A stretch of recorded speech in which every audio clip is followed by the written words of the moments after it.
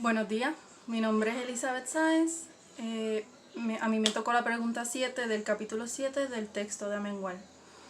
La pregunta dice: explique las diferencias entre la tradición aristotélica, que arranca con Aristóteles, y la tradición cartesiana, que arranca con Descartes, con relación al concepto de conciencia. ¿Hay algunas diferencias entre la tradición aristotélica y la tradición cartesiana con relación a la conciencia? Y es que para Aristóteles los animales tienen una conciencia sensitiva y son por lo tanto seres conscientes. En cambio, Descartes elimina la conciencia animal porque identifica conciencia con autoconciencia, para él como si fueran máquinas.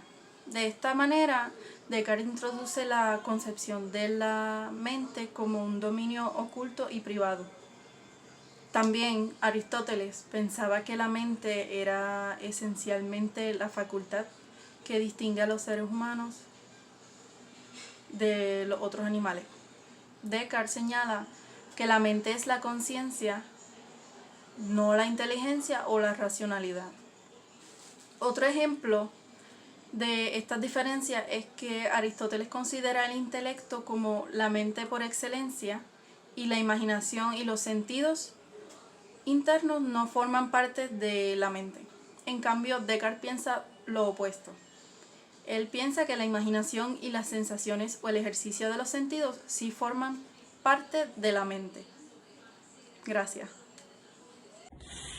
Mi nombre es Steven Torres, soy parte del grupo 6 y estaré discutiendo la pregunta número 8 del capítulo 7 de Amengual.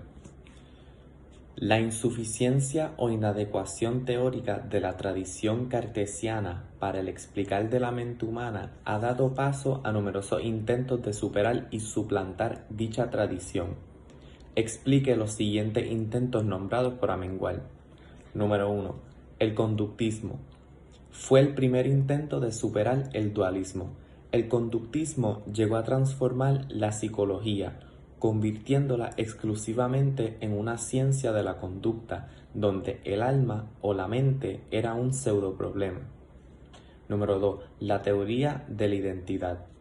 Fue formulada en primer lugar por el filósofo y psicólogo australiano U.T. Place. Su tesis fue clara: los elementos de la experiencia consciente son idénticos a los procesos y estados en el cerebro los cuales pueden ejercer una causalidad. Por lo tanto, los estados mentales son idénticos a los estados del cerebro. Esto quiere decir que cada estado es numéricamente idéntico a algún proceso físico dentro del cerebro. El funcionalismo. Número 3. Esta emerge como una ciencia cognitiva y marca el paso del paradigma conductista al cognitivo. El funcionalismo se formuló en contra de la teoría de la identidad.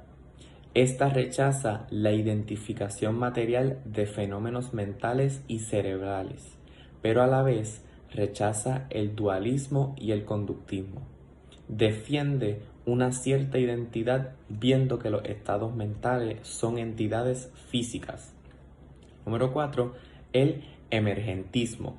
Se caracteriza por una doble negación hacia el dualismo y al materialismo reduccionista.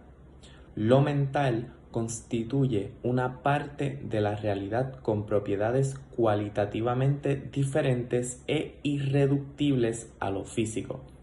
Quiere decir que lo mental no llega a formar un mundo aparte porque está en contacto con lo físico. Mi nombre es Andrea Paola Sotomayor y voy a estar contestando la pregunta 9 del capítulo 7 de Amengual, que dice: según Amengual, ¿qué significa denominar al hombre como espíritu? Y la contestación es: según Amengual, el significado de denominar al hombre como espíritu es: 1. El espíritu del hombre no es una parte independiente, es la totalidad, y que el espíritu es encarnado. 2. El espíritu es la parte del hombre que es específica: la inteligencia, voluntad, libertad y su conciencia. 3. El espíritu es el principio de acción en el hombre que no es pura biología. La 4, con espíritu, es el carácter subjetivo y personal del hombre. Y que el hombre es que decide si tiene cuerpo o si es su cuerpo. Y la 5, que con espíritu, tiene la parte radical y la realidad que confiere con la capacidad de la característica del conocimiento y la libertad.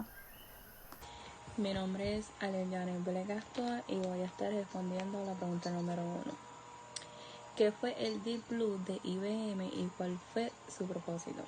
Deep Blue fue una supercomputadora desarrollada por el fabricante estadounidense IBM para jugar el ajedrez. Venció a un campeón del mundo vigente, Garry Kasparov, con un ritmo de juego lento. Esto ocurrió el 10 de febrero de 1996 en una memorable partida. El sistema saca su fuerza de juego principalmente en la fuerza bruta que calcula el sistema central. Era una computadora de procesamiento paralelo masivo. Su propósito fue ganarle al ser humano. Mi nombre es Gabriel Rosario Ortiz. Mis preguntas son de la lectura de Martín Sala. La siguiente pregunta es: ¿qué es el funcionalismo y en qué consiste el modelo cibernético de la mente? El enfoque del funcionalismo es estudiar fenómenos psíquicos del humano a partir de las funciones que se lleven a cabo. Y obviamente no es estructura, que hay que recalcar eso. La teoría del funcionalismo es consustancial con la filosofía del hombre. Esta teoría básicamente nos dice, hace énfasis en el individuo y la teoría de la evolución. Desde la posición funcionalista, la mente humana se convierte en un procesador de información. O sea, por ejemplo, si tal se pudiese instanciar en una computadora, esta realizaría las mismas funciones. Quiere decir que si el procesamiento de información equivale a los diversos actos mentales, estos actos también se verían reflejados en la computadora.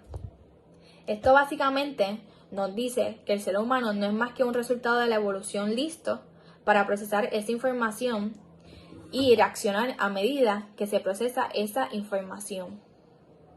Esto es según Martín Sala. La siguiente pregunta es: explique el programa constructivista representacional. El programa constructivista representacional quería lograr reproducir la mente a programas computacionales donde fuera posible instalar el cerebro en un mecanismo seco y duro, o sea, una computadora u ordenador. Según Martín Sala, el constructivismo es una filosofía que parte de que el conocimiento es ante todo una resolución de problemas, donde obviamente se plantean unos datos que hay que explicar. Para corroborar esto, se debería concebir toda actividad cognitiva. El programa constructivista, o en este sentido, programa cognitivista, tiene la intención de exponer toda la experiencia en términos representacionales, porque sin esto no sería posible traducir la experiencia en términos computacionales. Esto según Martín Sala, y esta sería mi respuesta a esas dos preguntas que acabo de contestar. Gracias. Buenas, mi nombre es Reinaldo Santiago Casio y en el día de hoy les estaré contestando la pregunta número 4 y número 5 del capítulo 7 de Martín Sala. Pregunta número 4. ¿Cuál es el problema de la conciencia que enfrenta el programa cognitivista funcionalista? Bueno, la conciencia siempre ha sido un problema para el programa cognitivista funcionalista porque en la vida humana el procesamiento de información que se encarga de dirigir nuestra vida ocurre en el modo consciente. Cuando los humanos terminan de procesar toda la información, ejecutan las actividades que han ideado en su conciencia. El problema es que todos los módulos de procesamiento de información asegurados por el funcionalismo carecen de conciencia. El programa funcionalista es a costa de eliminar la conciencia humana, porque la conciencia humana es resultado de una teoría. Esto quiere decir que en un momento dado pueda desaparecer la conciencia cuando la neurología haya hecho su trabajo.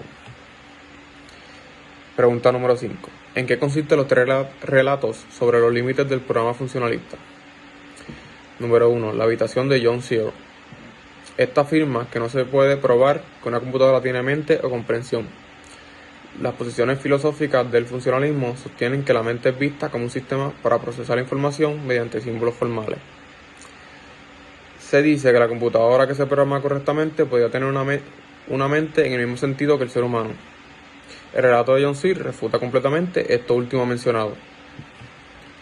El juego de Anatoly Proof, que es el relato número 2, este juego se sitúa en el Congreso de Jóvenes Matemáticos, donde el fin es transmitir señales según se vayan recibiendo. Al final del juego salió una frase en portugués y al principio los organizadores habían transmitido una en ruso.